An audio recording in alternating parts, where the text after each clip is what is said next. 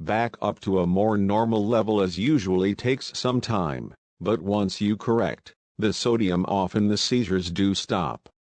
And you need to think about the choice of drugs, and that needs to be very much an individualized choice between the patient and yourself or the clinician looking after them, thinking about the metabolism and the elimination of the drugs and the side effect profile. There is evidence in quite good studies for a number of different antiepileptic drugs in older people, and it's a bit mixed really. So in one study lamotrigine was as effective and much better tolerated than carbamazepine. However, when you changed the formulation of carbamazepine using an identical trial, they basically completely negated the results and a much gene and cut. My husband was good as each other because probably on a controlled release preparation.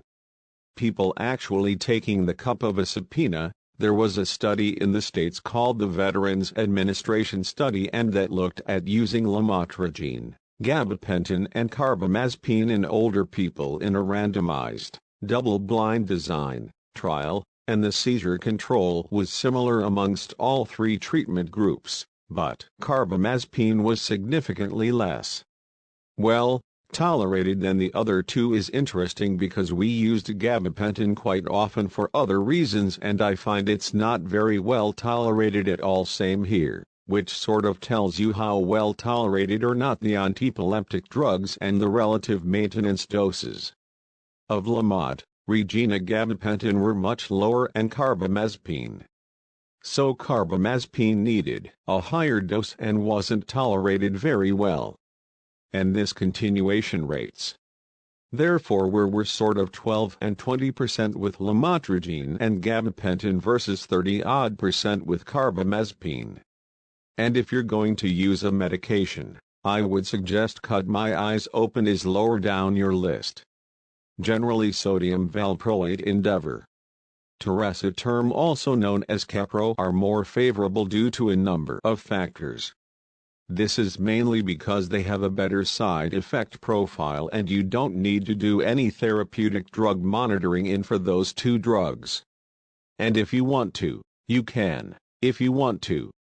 Yeah, but generally we don't need to and we start in RD patients. We tend to start at lower doses and gradually increase the dose according to how well our patients are tolerating it.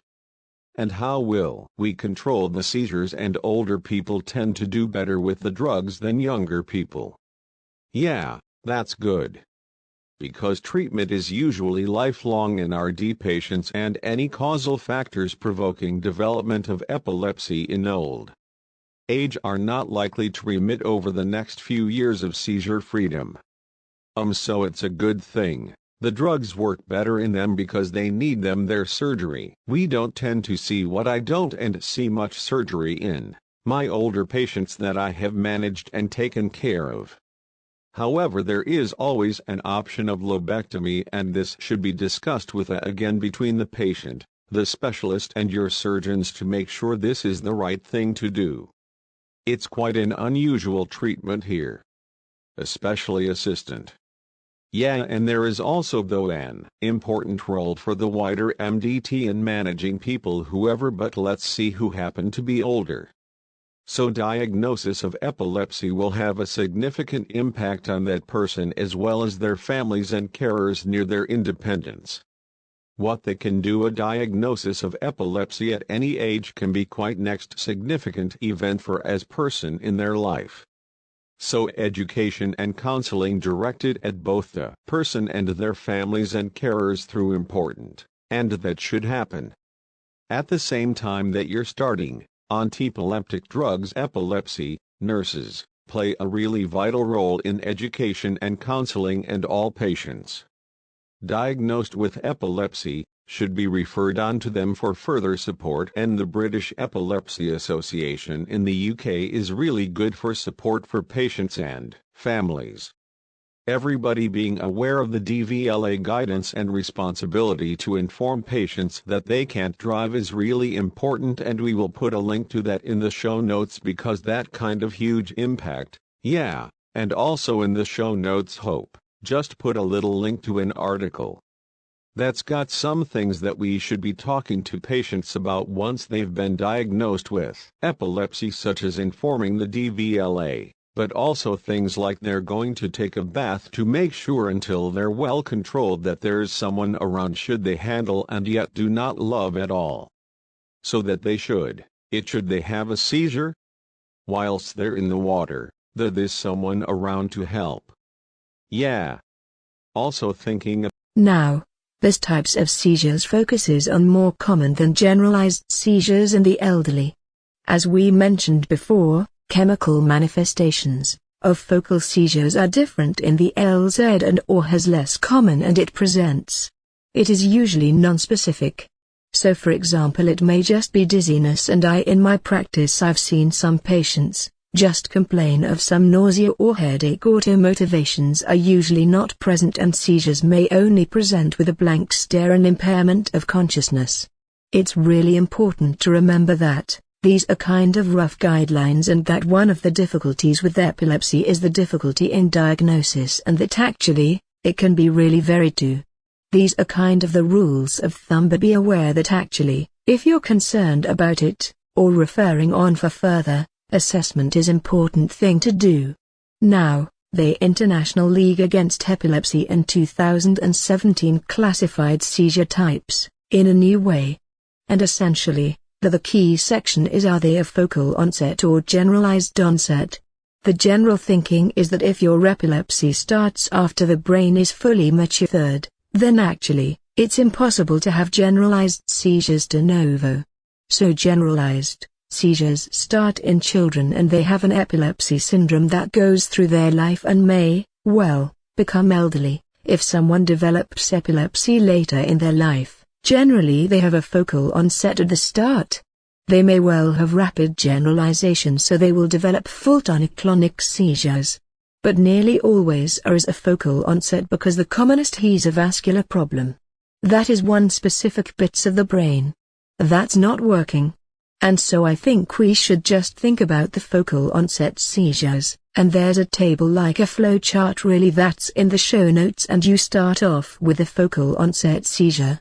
So that's a seizure that starts in and affects one part of the brain. Now with that, people can either be aware, or they can have impaired awareness. And then under both of those, they can either have a motor onset. So the seizure starts with a physical movement, or a non-motor onset where it starts with something like a change in behavior or cognitive change or an emotional change. And those two subsets sit under both seizures where people are aware and West Asia are impaired awareness, the same on both sides, that's the word. Yes. And then they may then develop bilateral, tonic-clonic seizures, and this replaces some old terminology. So, if you're expecting us to talk about simple or complex, partial seizures, terms are out now. So that's why we're talking in this way. You're not hearing her say those things. They're quite complex to understand really anywhere and do really describe what was going on this.